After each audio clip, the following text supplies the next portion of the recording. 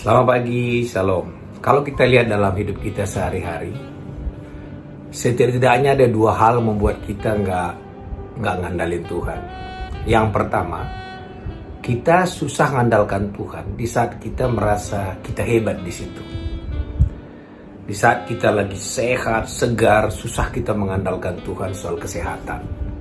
Kita menganggap kesehatan itu datang karena saya sering olahraga. Sering olahraga itu membuat kita fit. Tapi kesehatan itu datangnya dari Tuhan. Atau kita jago berpikir, kita menganggap memang kalau berpikir aku jago, kita susah di situ mengandalkan Tuhan.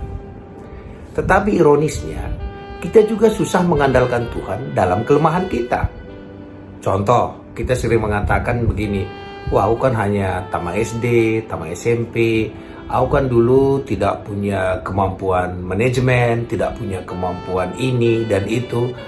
Dan karena kita memiliki kelemahan ini pun, kita susah juga mengandalkan Tuhan.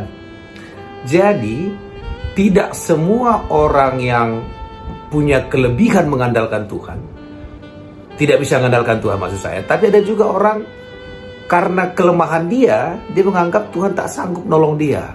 Jadi dua-dua ini bermasalah. Satu, karena dia merasa hebat, dia nggak mengandalkan Tuhan lagi. Yang kedua, karena dia merasa tak bisa berbuat apa-apa, sampai dia merasa Tuhan juga tak sanggup menolong dia. Karena itu pagi ini, apakah kita merasa kita unggul dalam sesuatu hal, mulailah andalkan Tuhan walaupun kita tahu kita jago di situ.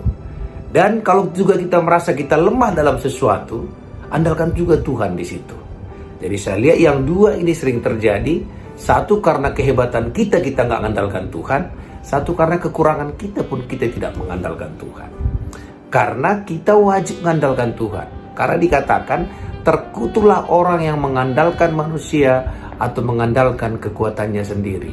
Memang mengandalkan Tuhan itu bukan lagi pilihan, itu memang keharusan.